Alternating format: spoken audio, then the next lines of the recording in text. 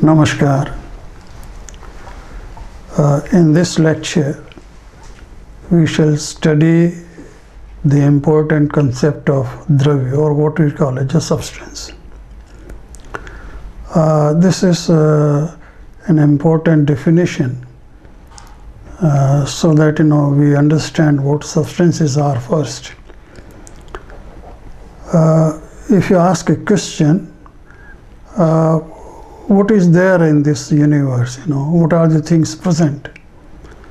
According to Jainism, the lok or this universe contains substances, and the substance is known as dravya in technical term. So the whole universe consists of dravya, and we make a definition of substance or dravya. As a substance is capable of continuous eternal existence through infinite succession and cessation, origination and cessation. Means a substance is one which continuously exists. That's first condition. It never ceases to exist. And then the second condition is that this experiences continuous change in form, which we said that it has infinite succession, origination and cessation. Means it's one mode originates, the earlier mode ceases to exist, and the substance continues to exist. So this is the basic definition of a substance. Then a substance is also a thing which contains qualities or attributes. There is no substance without qualities. Every substance which exists in this universe will have qualities. The substances experience transformation in their modes of their state. That is, the state of the substance continuously changes with time. And during this process of transformation, the earlier mode ceases to exist and the next mode comes in existence. But the real nature of the substance remains same. That the real nature of the substance does not change. It's only its form that is changing. You can understand this with an example. Say water. Water normally, at the normal conditions, we find that it exists as liquid. But if you heat up water, it converts into vapors. Or if you cool water, it will convert into ice. So these three are different forms of water. It can exist as ice, solid form. It can exist as water, liquid form, or it can exist as vapor, gaseous form. But during all these forms, or during these changes of these forms, the basic substance H2O remains same. This is what happens in the case of any substance. That the nature of the fundamental substance continues to exist all the time. Its form only changes from time to time. So the basic rule then for a substance is origination, cessation, permanence, OCP. So this in short is the rule for any substance, that the substance is permanent and its modes are originating and ceasing with time. So this is the basic characteristics of a substance. This implies that the substance is neither destroyed or not created, because it's only the form which is changing and substance is not changing. Means very clearly that no substance can be created and no substance can be destroyed. Anything that does not follow this law is not a substance. So the negative definition is also made that, if the substance does not follow the OCP rule, then it's not a substance. All substances are transitory permanent. There is no object is purely transitory and no object is purely permanent. So the transition goes on with time, but the substance nature remains permanent. So now we form a rule that a substance has three characteristics. First, it is real, it is drive, it exists, and it follows the OCP rule, as I said.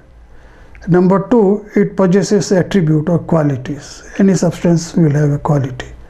And third, it has modes. This is in Jainism known as a paryaya. So there is a dravya, it has a guna, the qualities, and it is a paryaya, it has modes. The qualities discriminate between substances. If there are different substances, how do you make a distinction between them? It is with the help of qualities that we are able to distinguish one substance from the another. Modes produce conjugate forms, forms one after another with time. Qualities always exist in a substance. No substance is free of qualities any time, any moment. All the time the qualities will continue to exist, although the form is changing. Modes occur in succession, as I said, one after another. So at any one particular time, only one mode will exist.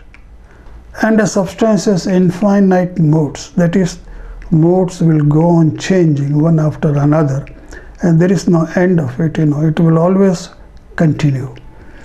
Of course, it is possible that the same form is repeated in time, but in any case, there are infinite modes a substance can have. Modes are of two types, what we call as Artha Paryaya and Vyanjan Paryaya. The Artha Paryaya are subtle changes in the substance, which we cannot see. We are not aware of this kind of change. The subtle, they are so fine that we cannot identify that in a substance that look here, there are changes taking place, but there are taking place. Then there is another paryaya which we call as Vyanjan Paryaya. That is a gross change, which is visible.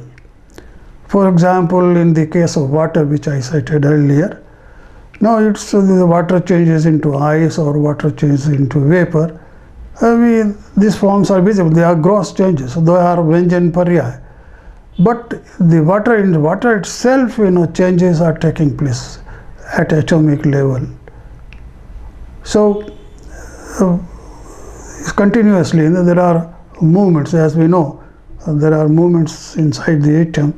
The electrons are moving, the protons and neutrons are continuously interchanging, and so on. So there are continuous changes taking place inside the water form or atoms or water molecules, but that we cannot see. We cannot identify such changes. They are very subtle in form, and that's true for all substances.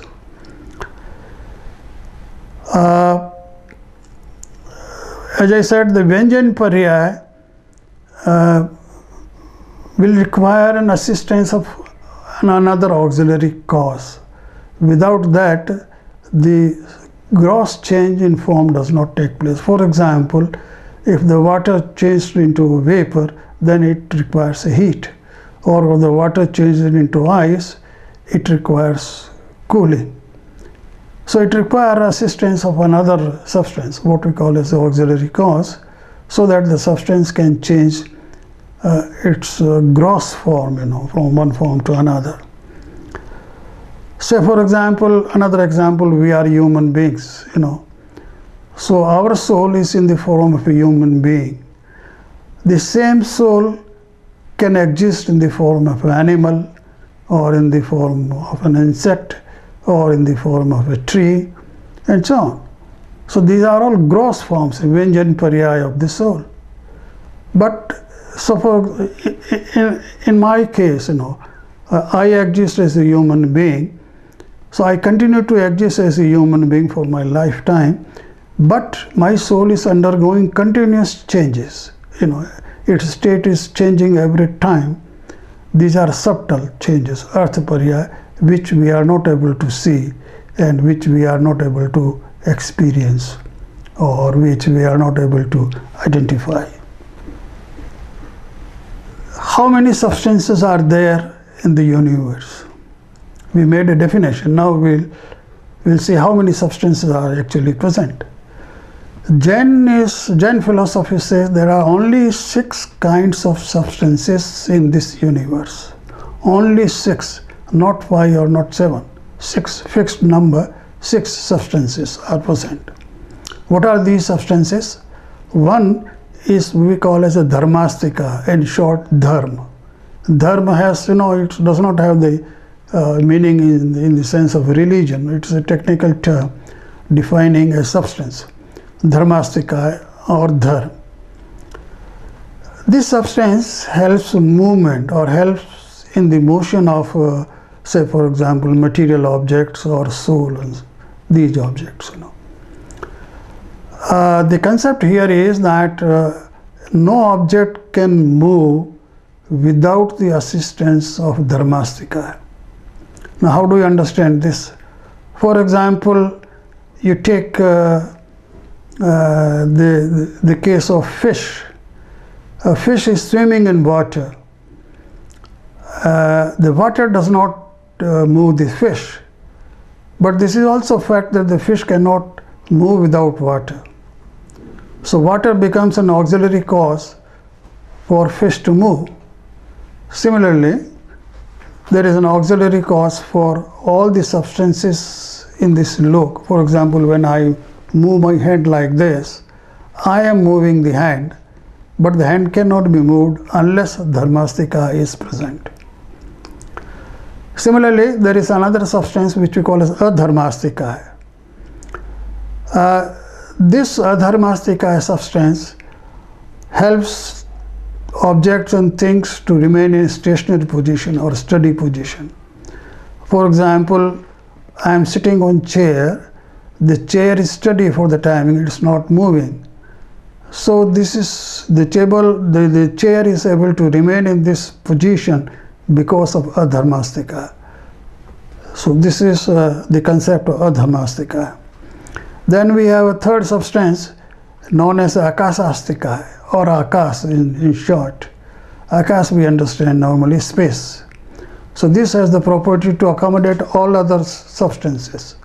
So all other 5 substances live in Akas, for example. The Akas accommodate all the substances. This is the quality of Akash. Then the 4th substance is Pudgalastika, or Pudgal in short, which means matter and energy. All forms of matter, all forms of energy are Pudgal. This is a specialty of Jain concept. From the very beginning, Jainis believed that matter and energy are the forms of the same entity, Pudgal. It's in the science, till very recently, matter and energy were being treated separately. There were laws for matter, there were laws for energy, and later on these were combined. And then, of course, Einstein came up with a relation between mass and energy and so on. But as far as the Jainism is concerned, right from very beginning, it was very clear that matter and energy are the forms of the same substance, Pudgal. Then the 5th substance is Jivastika or Jiv, what we call as a soul or Atma. So this is a very important concept, that the soul is a substance in Jainism. It's like any other substance. The soul is also a substance. Jiv is also a substance, and it will have the same characteristics as any other substance. And this is associated with all forms of life, whether it's human being or animals or insects or trees or anything, even bacteria and so on. They all will have soul. Then the sixth substance is Kal, what is known as a time. This substance Kal helps all other substances to have a time journey. Means we are going ahead in time, one after another. Suppose I am speaking now, next moment I am speaking, next moment I am speaking, and so on. So instant after instant, this is time journey. So just like we said that in a space journey we need an auxiliary cause or an agent in the form of dharmastika. Similarly, in the case of time journey, a substance is needed, and that is Kal. So Kal is an agent which enables substances to continuously exist in time. All these six substances coexist, That means they are all present in the world, they are all present in the universe. They mix with each other.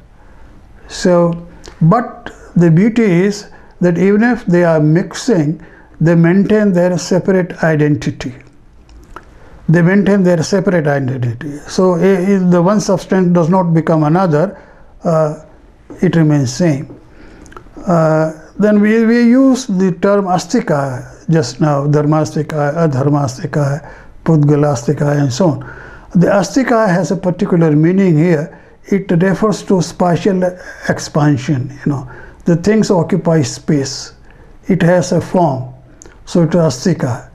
The five substances, out of six are astika, but Kal is not astika. The Kal does not extend in space. It just exists at one point and continue to exist at that point. Then we have a term called Pradesh. Pradesh is a space occupied by the smallest entity of Pudgal, matter. The smallest individual part of Pudgal or matter is known as a Parmanu in Jainism. So this is the smallest form in which the matter or energy can exist. This is indivisible. Now there is no smaller form than Parmanu. And this Parmanu is very, very small. It is not atom with which we are familiar. Atom is a very gross unit according to Jainism, and Parmanu is very, very, very small, smaller than an atom. And the space occupied by that Parmanu is known as a Pradesh. So all the substances which I have just now told you exist at every Pradesh of the universe. The universe can be divided into number of Pradeshas which are innumerable, and at every Pradesh all the six substances exist. So we made a definition here.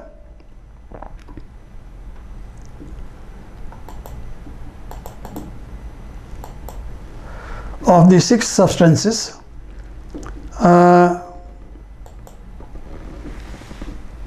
and as I said that all six substances exist in the Lok.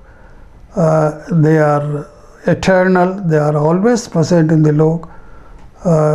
So the Lok will never have five substance or seven substance. All the six substances will exist.